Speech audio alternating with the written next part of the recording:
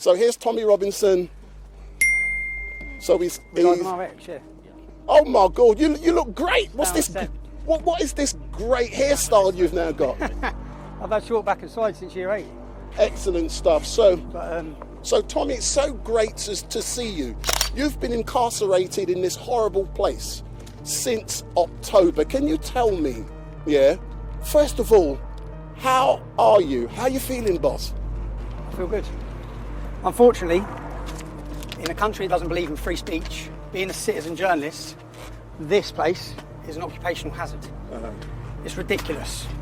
16 years ago, when I first started speaking out against Islamic rape gangs that were plaguing this country, from that point on, I faced relentless attacks from the British state, wielding lawfare as a weapon in order to silence me. I have never been convicted by a jury. Every one of my convictions have been handed down to me by judges. The lucky thing with this, everyone got to see the film. I have to say a thank you to Elon Musk, because without X, if we didn't have X, everyone would just think I lied. No one would have got any other narrative. Fortunately, I think, 167 million people saw the truth. So that gagging order, these attempts at censorship, to silence, to cancel people, it hasn't worked. You've attempted to lock up the truth, and that truth has been echoed around the entire globe. It couldn't have been any more successful. I knew exactly what I was doing when I released that film. I knew I'd end up in there, and I also knew that it'd give them every opportunity to pull every trick they wanted to, from messing with visits, to messing with phone calls, to messing with food. I knew that. But I made the decision to release that film because the British public deserved to see the truth. For too long, since the start of my activism in 2009, police raids, court cases, I actually thought when I walked out of it this time, it would be the first time since 2009 that I haven't been awaiting trial or prison. And bang, I'm awaiting trial and prison on multiple cases again now. But I've watched from the start of my activism. First of all, I saw Geert Wilders. Geert Wilders was targeted with hate speech laws and prosecutions. I've looked in America. This is the playbook that's played out across the entire globe. If we look in America, look what they've done to Steve Bannon. Look what they've done to Alex Jones, £1 billion. Donald Trump would face the rest of his life in prison if he did not win that election. Look now recently with Marie Le Pen. They've stopped her standing. Look at Katie Hopkins in our country. They took her home. They took her family home. Lawfare has been waged against anyone who has challenged the globalist narratives, challenged open border, challenged mass immigration, even challenged vaccines, any of it. They come at you from every angle. That's what I've experienced, but fortunately, if Elon Musk did not purchase X, I don't think that people understand the importance of it. If he didn't, you'd have been lied to about this entire case. If you go on my Wikipedia page and read all my previous convictions, this would have been another one where they'd have told you I lied. What did you see? If you're one of the people that watched that film, you might not have believed me before, you may have hated me based on a narrative spoon-fed to you by a media who want to tell you who we are, they want to tell you how to think, and I knew in that documentary, that painted a far bigger story than me. That was a story of any whistleblower, anyone. You've seen in my film how they silence people, NDAs, bullying, intimidation, scare tactics, and even attempts at prison. But one positive, even General Flynn, look what they've done to General Flynn in the United States. Everyone has faced it, but I'd like to take a positive rather than continue negatives. What is the positive? Did their gagging order work? Did it work? 167 million people saw that film. Do you know the moment I had in the first week of January? Because this could have gone the other way. I could have released that film. They could have managed to censor it, which they did off all other platforms. There's only X and Rumble. They're the only ones that they're not able to control. If Elon hadn't have bought it, no one would have seen that film. Everyone had been lied to. But instead, 167 million people saw the truth. You saw how they weaponised the judiciary. You saw the corruption, the blatant evidence of the corruption that no media and no journalists have spoke about. And then the Attorney General made it clear I was going to face continued prosecutions. I would have had indefinite prison sentences for a film as a journalist. But the best moment for me when I was in there was when I heard that Elon Musk had shared the Rape of Britain documentary. The Rape of Britain documentary series is the most important work I've done. They have attempted, before my activism in 2009, they'd successfully, for decades, covered it up. Who had covered it up? Politicians, police forces. In every constituency where those gangs had raped, they'd successfully managed to cover up. Now, the truth is out there. There is no amount of lawfare that can keep it hidden. Everyone knows what's happened. If you remember, Tommy, the last time I saw you was on the 6th of January when I visited this prison, and on that day I was with someone else, and if you remember, Elon Musk had chucked Nigel Farage under the bus, and you were so elated and you were happy, and at that time you was in segregation. Since then, people have moved into the same unit you were in. How has that affected you? So I haven't seen anyone who's moved into that unit. So when I come into this prison, there was they gave me 40 cells. So we keep hearing about prisons being full. When I landed, I had 16 cells, and then I was taken to, do you know what I've done? I've had the best opportunity.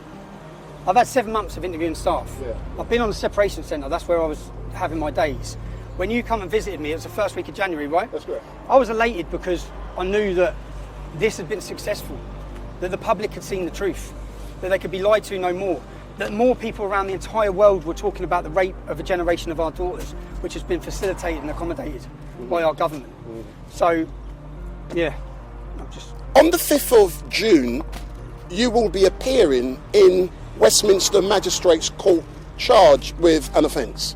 And what do you have to say to all of those people who will be coming down on the day to support you? You saw how they politicised the courts and the judiciary against me, but what you saw last summer was Khieu Starmer, and it's now been proven as lies. When the riots started, Khieu Starmer came out and said it was the far right, it was the English Defence League. That's what the police and the government had said.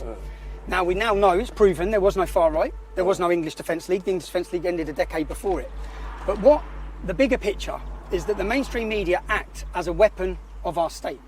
So when Khieu Starmer said that, journalists from the Daily Mail travelled to my family holiday, where I was with 3 or 4 other innocent families enjoying a break. They photographed my family. They ran a headline saying, "Instigating riots from his sunbed." Now everyone knows I didn't instigate riots. There's no truth in that. But as the government was spreading one lie, the media stepped in to push that lie to the whole world. 10 million views that had. When that article went out, they photographed my children, they photographed my ex-wife. My family have death threats and serious threats of harm against them. They gave the location of where they were. That's not journalism. It's harassment, it's persecution, and they put a target on my family's back. And at that time, when they were blaming the far right, everyone saw how the courts were weaponised over a 48-hour period, where angry British citizens, justified anger, because £15 billion has been spent housing men who have invaded this nation. Many of them have left those hotels to rape, commit terrorism, sexually assault women. So the public are angry, the public are frustrated at what's happening in their country. They weaponised the courts. They locked up grandmas, granddads, mothers. These buildings are full of violent criminals. Lucy Connolly's not a violent criminal. Lucy Connolly made a statement, she was angry, she deleted it and apologised. She got 3 years. If you watched my film, you saw Antifa extremists come to my family's home, threaten to murder them. They don't get arrested. They politicised the courts, they politicised the judiciary. That was to scare you, to scare the public into it and to intimidate them into silence. That was the purpose. That was their goal. That's what their goal was. Have they been successful in doing that? I want to talk about the United Kingdom on the 13th of September. I've come out of it. There is a war being waged on Britain, and it's being waged by our leaders, and it's a war against free speech. Our weapon is free speech. They can't allow it, because if everyone can exercise their free speech, if we have platforms for free speech, we can highlight their abuses, we can highlight their corruption. On the 13th of September, we started organising United Kingdom rallies. I think the last one had over 100,000 people.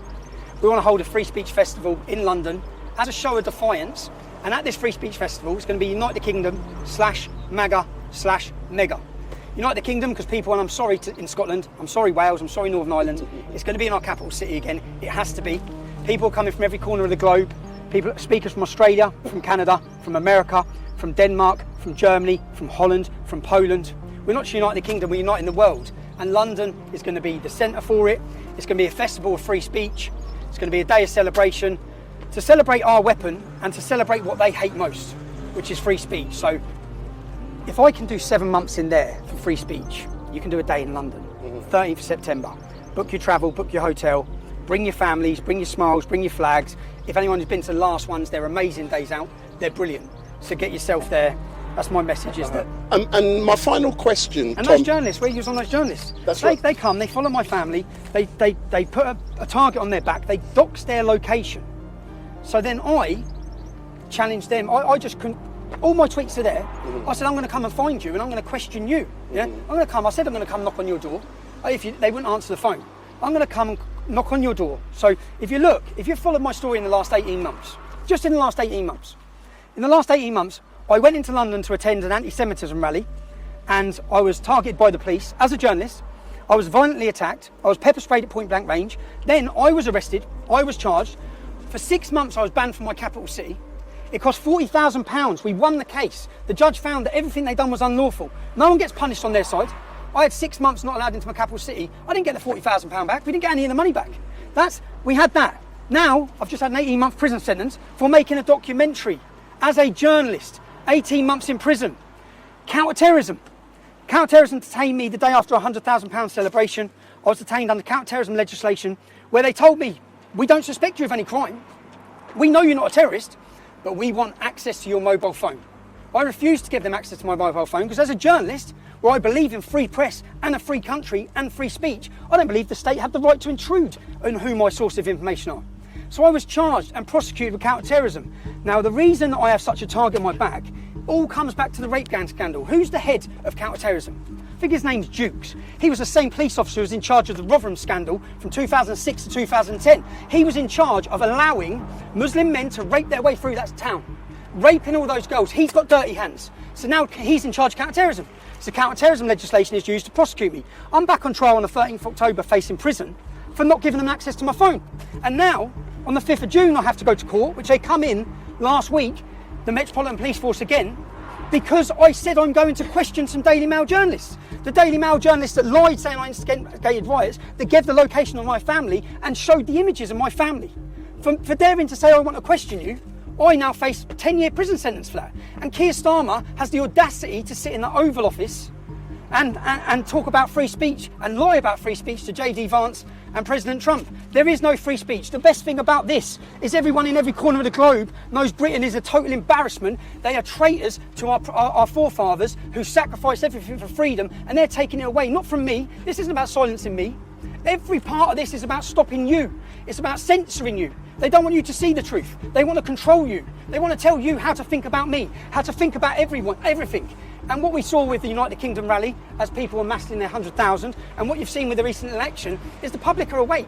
And the mass awakening has happened. It continues to happen. The more they target us, and to the establishment or the people making these decisions with these court cases, it's stressful, but you've given me another opportunity. When you come for me for this film, it had 200,000 views. It's now on 167 million. You're going to awaken more people because all I'm going to do is piece together what you've done, your lies, the attacks that the media have done, and the public are going to see it. So even if you send me to jail again, you don't control every social media anymore. You no longer have the monopoly. You used to attack us like this and no one would be able to see the truth. No one would be able to watch these videos. Instead now people are going to be able to see it, people can watch it. Again, I'm looking forward to September the 13th. I'm looking forward to getting back to my family. They know, I said they know what locking someone up. I spent the entirety of that sentence on solitary confinement, against the advice of the medical teams in that prison, against the advice of independent medical teams that come in, against all of it. Do you know who's not on solitary confinement? Axel Rudikabana, not spent one day on solitary confinement. Salman Abdi's brother. Do you know when that attack happened in Frankland? There were 7 of them. Anjem Chowdhury was one of them, Salman Abdi, and 5 other jihadists. 3 officers.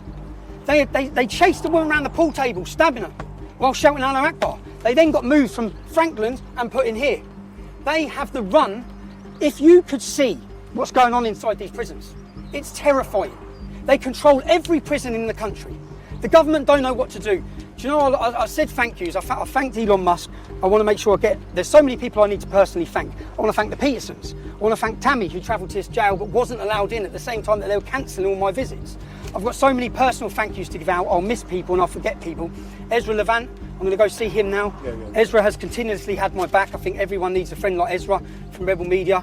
He's continually helped me. He's helped my family and been in contact. Do you know they cut any contact with Ezra? I weren't allowed any contact with him in there because they probably knew that he was the one man that could have helped, and I believe I'd have been out of jail if I'd had direct contact with Ezra Levant. How were you treated at the start? Because I'm just going to say one more thing now, and I want to get off. I just want to get back. But I have to ask you about the new website that's launched today. Fightthemail.com. Is that launched? I don't know. So I'm going to court. Do you know what? As you asked me on that, hold that for a second. This is what they just handed me, yeah? Let me show you what they just handed me. But the thing is, everyone can see this now. You can see it, yeah? This is, so they come in and give me more charges. This is just insane, yeah? So for those of you who are watching, please go on Google and type in fightthemail.com. It is a new website that comes live today, and it is there to help and support Tommy in his fight for justice. So go on that website, click on it as soon as Tommy finishes, and... Right. This is the charges they've given me for putting me in there. £89,501. There's a £50,000 here, and then there's a list. These are what they're 375. It's just, these are the bills, 1,000, because I have to pay all of their legal costs. All of their legal costs, 5,000. There's a 20,000. Do you know what it amounts to? It's fucking funny. £300,000. So there you go. So you're back in court. We're hitting you for £300,000 to send you to jail for a documentary that showed the British public the truth. I'll just end it on this. I have zero regrets. I'll do it all again tomorrow. I have absolutely zero regrets, because I believe the British public deserve to see the truth. They deserve to see exactly what the corruption of the establishment and the judiciary, and they deserve to know what's happening in their towns and cities with Islamic rape gangs. Do you know my next project as I come out of it? Do you know, I just filled out a form. Every 42 days, to hold you in isolation, there's a thing called the Mandela Rule. They're not allowed to hold you in solitary confinement for more than 14 days without government approval. So it went to the government, Shabina Mahmood, who's the Justice Secretary. And every 42 days, it goes back to the government, and they have to authorise your continued segregation, because it's not like an opinion, it factually damages you. So every 42 days, you have to fill out a form. So I filled out my forms every 42 days. And I said, this should be your last resort. This isn't your last resort. Criminals, I've done three times as long in there as I would have done it as a criminal. Yeah, the Labour government fought to keep me in there. So I filled out this form and I said, this is detrimental to my mental health. This is torture. And the last form I filled out last week, I said, I'm out next week, because I know it's going straight to Shabina Mahmood. It's going straight to the Labour Party. I said, I'm out next week and I'm excited. I'm excited about my next project. Everyone now knows that the gangs that have targeted our children across this country have been Muslim, and they've been predominantly Pakistani. When we're looking at these problems, we need to look at the common denominator. What's the other common denominator with these gangs? In every constituency that they raped, it's Labour. Every single one of them. The question needs to be, who allowed it to happen? Why did they allow it to happen? These are questions, was it for votes? Did they allow the Muslim community to rape our community, to rape our daughters in every town and city, in their thousands and hundreds of thousands across this country, to keep their block vote? What was the reason? And I'm going to go to Rotherham, Rochdale, Oldham, Newcastle, other cities, and I'm going to go into those cities and look at what Labour's involvement was. We're going to ask those questions. If you're a Labour politician, you're a councillor, if you've got dirty hands and you covered it up, me and my cameraman will be doing our next documentary, working title, Labour's Islamic Rape Gangs. It's coming soon. And as I was filling out that form, I was picturing her face. I was picturing her, because I think that's why they stopped me coming out on Friday, probably. But as I was filling out, I thought, yeah, TikTok, we're getting back to work. I want to thank every single person that wrote me an email, that wrote me a letter, that supported any campaign by Ezra, that supported my family, that has maintained the support for Urban Scoop. My team are here. We still have a team. I have documentary after documentary already done in here, wrote out, ready to go. I want to take some time with my family. But again, the purpose of this lawfare, all of it, which now I'll be in court on the 5th of June, then I'll be in court, then I'll have trials. It's all financial terrorism. It's to tie you up, to keep you occupied, and to drain you. I'm grateful to every one of you who support me so that I'm in a position to fight these cases, so that I'm in a position to legally battle them, and in the court of public opinion, we win every time. It doesn't matter, and it's part of, I think I've been put in this position continuously to help awaken the general public. And I think that I'd like to thank the Attorney General for his continued prosecutions, because you're helping me do my job massively. Fight the mail, innit? What is it? Fight the mail what? Fightthemail.com. Fightthemail.com. So we want everyone to go onto that website now and to support Tommy. So Tommy, all I can say is thank you very much for everything that you've done. The British public love you, but what they want you to do now, they're happy that you've come out fighting, but they want you now to go home, to relax with your family, and we look forward to a bigger, stronger Tommy Robinson, and we want to see a different shave under your chin, mate. My first stop is Turkish barbers. Don't believe me, read about them. Turkish barbers. Get yourself to London, 13th of September. That's the most. Do you know what? I think we had I think we put the fear of God into them when they saw the way we united this country. When we united people from everywhere to come together. The 13th of September is going to be the biggest day. Make your plans. There's no excuses, okay? We're going to have a party atmosphere. I've got people that I've looked up to that have inspired me coming and speaking at that event. True free speech activists from across the globe are coming. I'm going to go to the barbers. I'm going to go have a full English. I'm going to go join some time with my family and my children. So. Excellent, Tommy. Thank you very much. Nationware.co.uk. If I can get the microphone, sir, all I can say is thank you very much.